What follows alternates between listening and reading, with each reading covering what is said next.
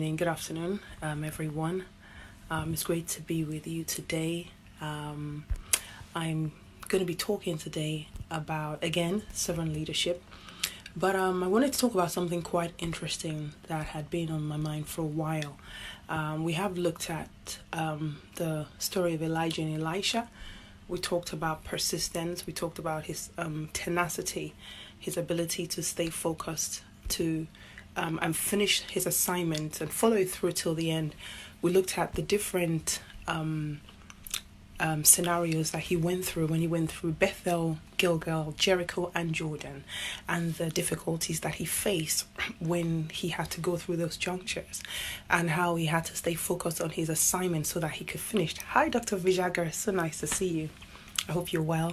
And also, we talked about your leader, how to handle your leader if you're in a place where you're not so happy with how your leader has spoken to you, how to continue to serve them even in the midst of that, and then also how to be loyal to your leader, not only in their presence but in their absence as well. And one of the other things that we talked about was how to protect your leader by your speech, by the things you say, and not allowing certain things to be said about them, and not being a part of that. And then also the difficulties when you feel your leader is distant from you and you have to serve them, how to love them in the place of prayer, but to retain and maintain your posture of service and loyalty even at a time like that. Now today we're going to be talking about how to serve in the spirit. So what do I mean by that? Now there are times that you're serving a leader. Now this also applies to, of course, if you're in a position of servant leadership, or you're accountable to someone, or you serve in a church, or you're accountable to your pastor, or you're accountable to anyone. Now there are times the Bible says we should do things in season and in out of season, serve in season and out of season. So there might be times when you're required to perform a task, carry out an assignment or a duty, and you might not feel like doing it because the circumstances might not seem like they favor you. Now, this is where you stay focused and you serve regardless of whether you feel like it or whether you don't feel like it. It's also like, the Bible says that we're to worship God in spirit and in truth. And we're required to worship him actually at all times. So you worship God not because you feel like, but you worship him because he deserves to be worshipped, and because we were created for his worship. The Hebrew word, again, I reiterate for aboda, is worship and work. And service. So basically, when you're serving God, you're worshiping God, you're working for God. And so service is worship. So I'm here to encourage someone today that you can still serve even if you don't feel like it, or even if it doesn't look like circumstances favor you, or the circumstances are not conducive for you. Remember, when you're serving, it's not about you. It is about God, and you're serving as unto the Lord. And your desire is that it's a sweet-smelling sacrifice that is acceptable before him, and it rises up before him as a sweet fragrance. And that is what the object of your service should be. Now, there are times when you're serving, and like I said again, you don't feel like it, or you might be going through a difficult time. Remember that as you're doing it as a worship. So it's not determined or based on how you're feeling. And then secondly, we talked in the past about motives and about having your heart right and serving for the right reasons. So remember that your reward comes from the Lord himself.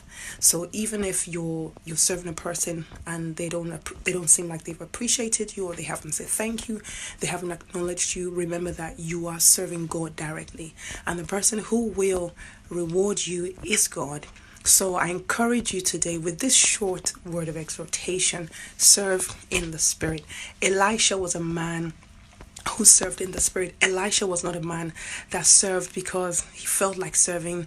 I mean, Elijah was callous towards him. He kept telling him to go away. Hi, Pastor Raymond. Hi, Pastor Joshua. Thank you for joining me. Elijah was never nice to him. He wasn't sensitive towards him. But Elisha kept his eye on God. His eyes were focused. He wasn't concerned about how he was being made to feel. And that's how to serve in the spirit. To serve in the spirit. Elisha was a man of the spirit. spirit.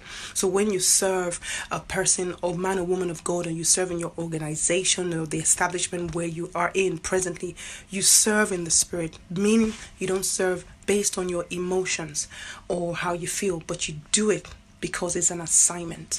Okay. We're spirit beings. We live in a body and we have a soul. So there are times that, of course, you feel upset. Now your emotions, your soulish realm is your mind, will, and emotions. That's the realm of the soul. So when we serve, we don't serve from that place, but when you serve from your spirit, you serve because it's a commandment, it's a divine mandate from God that you serve wherever He has put you as unto Him. So my brother, my friend, my sister, be encouraged today as you serve in the spirit. Don't look for the accolades of man, but let your eyes, let your focus, let your gaze be on God alone Himself, knowing that He will reward you. And as you serve, commit your emotions into His hands, commit your ways into His hands, commit the service unto Him. And as you do that, you give Him the permission to come in and take control. I hope that this has blessed you. If you know someone who's in a place where they're having a difficulty in serving and they're struggling with their feelings and they're slightly caught up in their feelings, please encourage them to serve in the spirit. And that means they are not serving with sentiments, they're not serving based on how they feel, but they're serving based on the divine injunction and the commandment of God that is in His word, because He's the one that will reward you.